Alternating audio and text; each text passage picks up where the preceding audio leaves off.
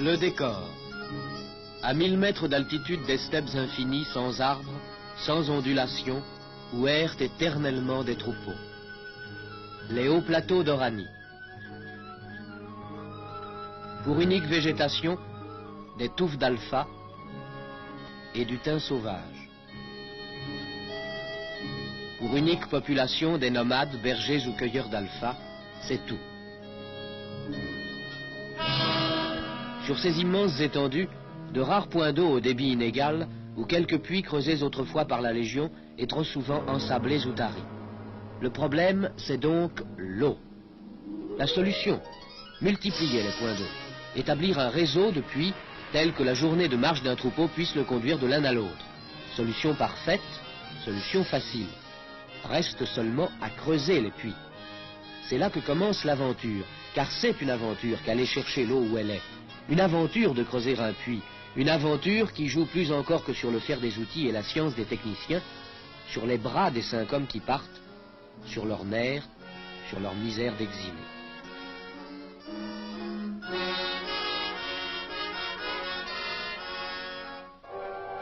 Dans la cour du service de l'hydraulique du triste village de Trézel, l'ingénieur est arrivé de Belle-Abbesse, peut-être d'Oran. Dernières instructions, dernières précisions, derniers conseils, pendant que sur les camions s'empilent les pièces du treuil, la toile de la tente, les outils et les provisions, le matériel d'un camp de pionniers, les pauvres richesses d'un camp d'hommes seuls.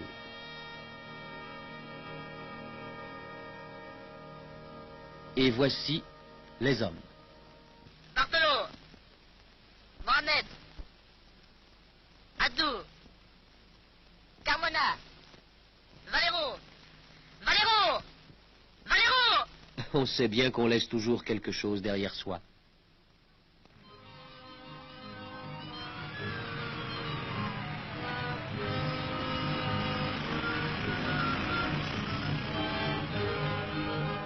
La route. Kilomètres sans histoire. Le bruit du moteur. La route.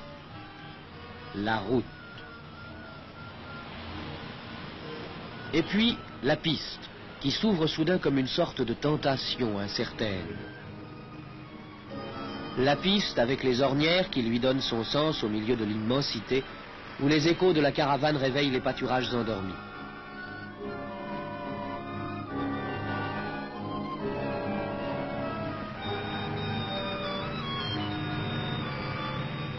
Il a fallu bientôt quitter la piste pour rouler sur la steppe elle-même. Et tout à coup, c'est là. Ici, selon les pronostics et les études de terrain, la nappe d'eau doit être touchée à 60 mètres de profondeur.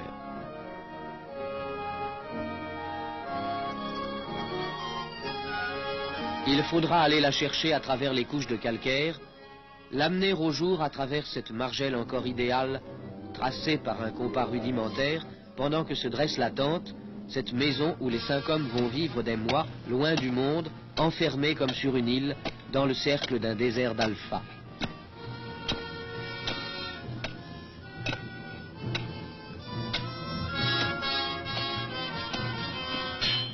La maison de toile sera l'abri total, le château fort, le grenier, l'eau dans la cuve, le vin dans son tonneau tiendront ici une place d'honneur. Le vin surtout. Entre 3 pierres s'allume le feu. Le premier peut-être qui ait été allumé à cet endroit depuis les premiers âges du monde. Voilà le puits. Pour l'instant, c'est un simple cercle qu'un homme taraude à coups de pioche. Un trou sans importance qui s'approfondit pelleté par pelleté. Rien. Rien. C'est sans doute ce que pense le berger nomade qui passe avec son troupeau en marche vers l'eau. Il peut sourire. Un puits dans ce domaine de la soif, un rêve. Faire jaillir l'eau dans ce désert, illusion d'illuminer. Il garde son doute. Les autres ont ce qu'ils ont. Leurs pioches et leurs bras, la longueur et l'ennui des journées solitaires, leur courage, la peine des hommes. Et pelleté par pelleté, brouetté par brouetté, le puits s'enfonce. Déjà une croûte de calcaire. Déjà la première mine. L'eau secrète. Combien de rochers, combien de coups de mine les en séparent? Il faudra combien de semaines, combien de mois pour rencontrer enfin l'eau vive?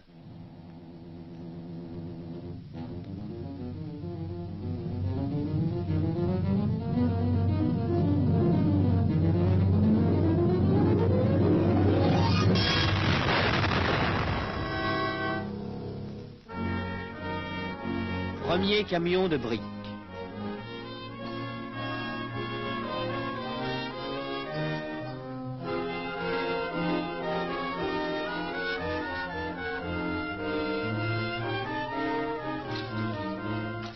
Le premier arrêt sur ce coin de désert depuis que des hommes y vivent. L'annonce que le trou ne sera plus seulement un trou mais l'amorce d'un puits. Le terrassier fait place au maçon. La main qui creusait se met à bâtir. Le trou maçonné prend sa forme d'œuvre humaine. Creuser, maçonner pour éviter les éboulements, c'est le travail des jours. Les jours passent.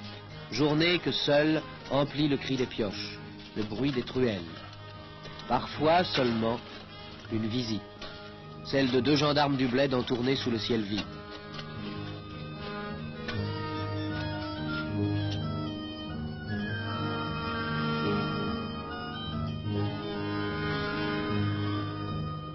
Journée solitaire. Une tente au milieu du désert. Le bruit de la brouette qui déverse un paquet de gravats. Un jour, il faut monter le treuil. Le puits s'enfonce. L'ascenseur monte et descend sans distinction, hommes et gravats.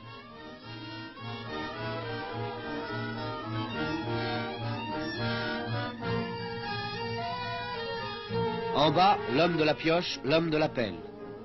Au treuil, un homme qui fume éternellement sa branche de thym sauvage. Un homme à la brouette qui fait inlassablement la route entre le treuil et le tas de gravats.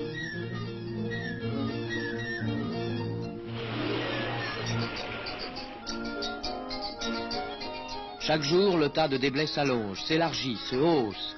Chaque jour, le puits s'approfondit de toute cette substance de terre et de cailloux. Chaque jour, répète les mêmes gestes. Bartolo fait la cuisine du groupe. Pauvre cuisine. Hier, morue et pois chiches. Aujourd'hui, haricots et morue. Demain, non. Demain, un plat de roi, perdrix du désert. Il y a quand même des exceptions. Les mêmes journées, les mêmes gestes. Pauvre repas, où l'éternel plat de haricots finit par couper l'appétit. Seul le gros vin rouge au goût de râpe a chaque fois une nouvelle saveur. Les mêmes journées, les mêmes soirées vides, les mêmes jeux primitifs. Parfois, soudain, l'éclair d'une colère. La brutalité d'une empoignade. Tant de jours à voir les mêmes visages. Pensez-vous que c'est toujours supportable? Chaque semaine, pourtant, il y a une pause, une détente, l'arrivée du ravitaillement. Comme pour ces bagnards de la solitude, un nouveau visage prend une valeur. Quelle douceur s'ajoute à une lettre, même indifférente. Et la bouteille d'anisette éclaire les visages comme un miracle. Le pain pour une semaine, les nouvelles pour une semaine, cette pauvre joie pour une semaine. Et à nouveau, la pioche, le treuil, les gravats. Aujourd'hui comme hier, demain comme aujourd'hui. On s'enfonce dans le puits comme dans le désespoir.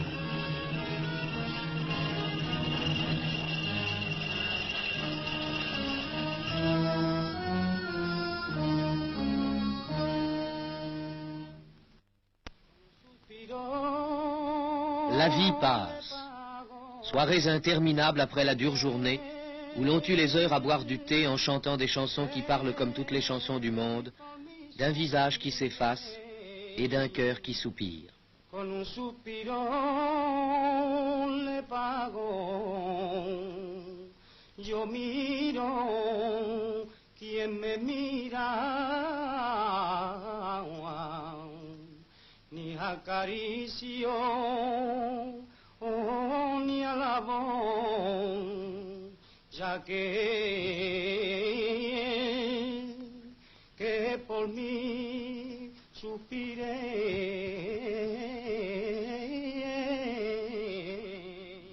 Aube sinistre où les yeux s'ouvrent sur un groupe de chacals.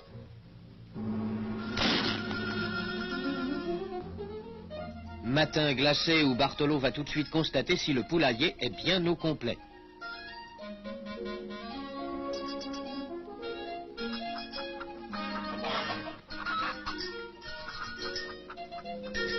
Parfois, au milieu des briques, mauvaise surprise, un scorpion.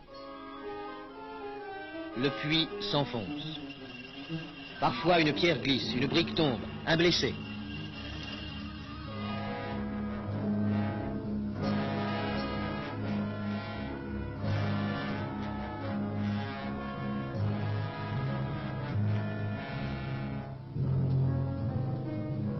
Les jours passent. Depuis 15 jours, on a dépassé les 60 mètres et rien n'annonce encore l'approche de l'eau. Le doute s'est installé au milieu des 5 hommes. Qui parlait d'eau à cet endroit? Non, il n'y a pas d'eau. Pas d'eau. Pas d'eau. Ils sont tous d'accord là-dessus. Leurs 3 mois de travail inutiles, ils les regrettent. Il n'y a pas d'eau, ils en ont assez et ils veulent rentrer.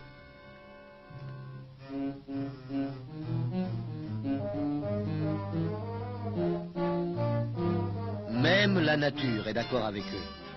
La couche de pierre n'en finit pas. On peut creuser jusqu'au centre de la terre, il n'y a pas d'eau. Si, non, si.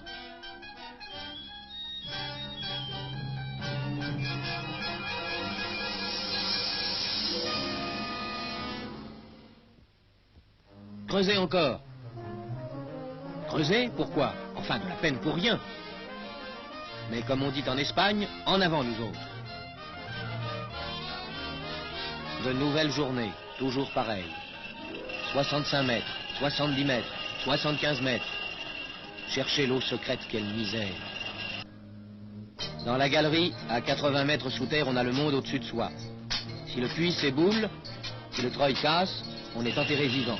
Et l'eau? Pas d'eau.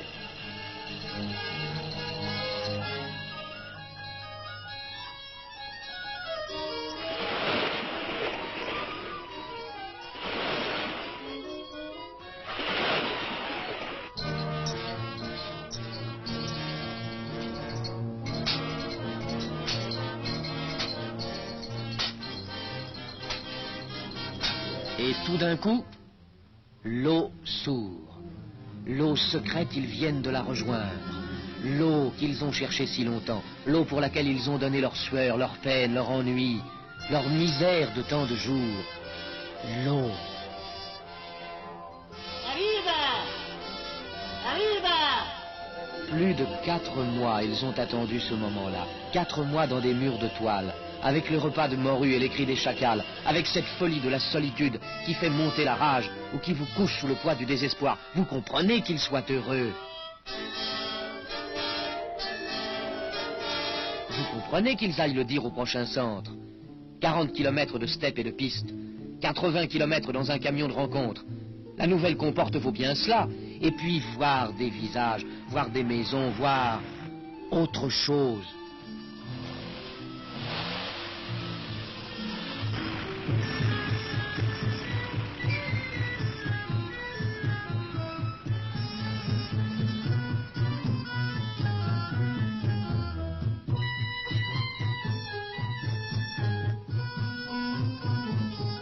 Trézelles, c'est une petite ville laide autour d'un marché. Mais cette petite ville laide et ce marché rabougri, vous comprenez qu'à leurs yeux, ils apparaissent très beaux dans la lumière de cette journée d'hiver.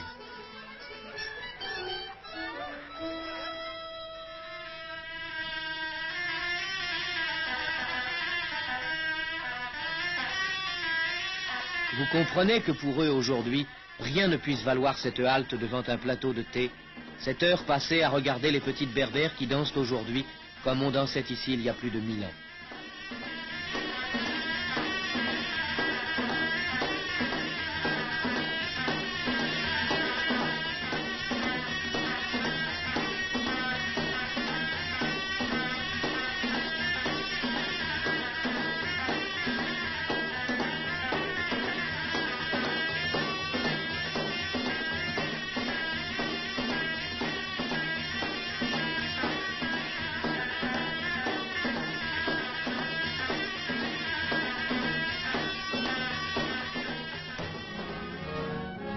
Le camp est toujours là au milieu de ces lieux de désert, auprès de l'eau qu'ils ont cherchée, qu'ils ont trouvée.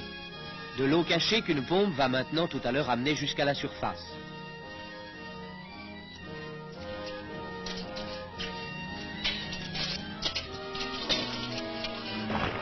Voyez-vous, c'est tout de même une minute émouvante, celle où d'un tuyau banal sort la première eau qu'on ait jamais vue sur ce coin de terre. Cette eau qui cherche sa route pour la première fois. Cette eau que tout de suite, le téléphone du désert va annoncer aux quatre coins de l'horizon.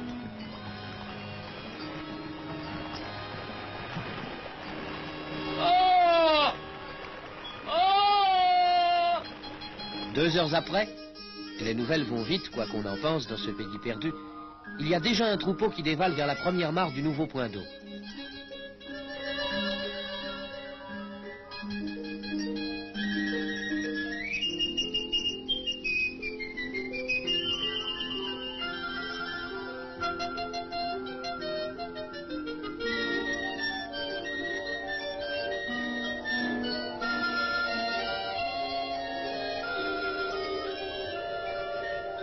Dès le lendemain, c'est un rendez-vous.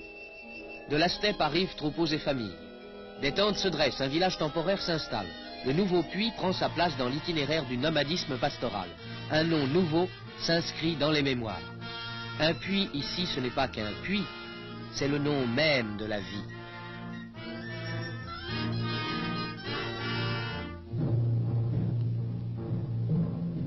Peut-être les bergers se doutent-ils confusément de ce qu'un puits représente de peine, de misère et de courage pour ceux qui l'ont creusé.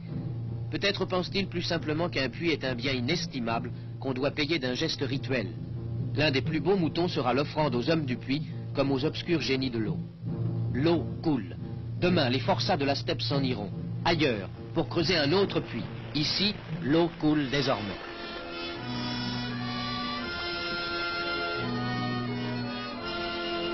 L'eau coule. La rigole de terre a fait place au bassin de pierre et de ciment. Une éolienne fait monter l'eau au rythme du vent. Du fond de l'horizon, les pasteurs aperçoivent cette roue qui leur fait signe. L'eau coule. L'eau, la vie.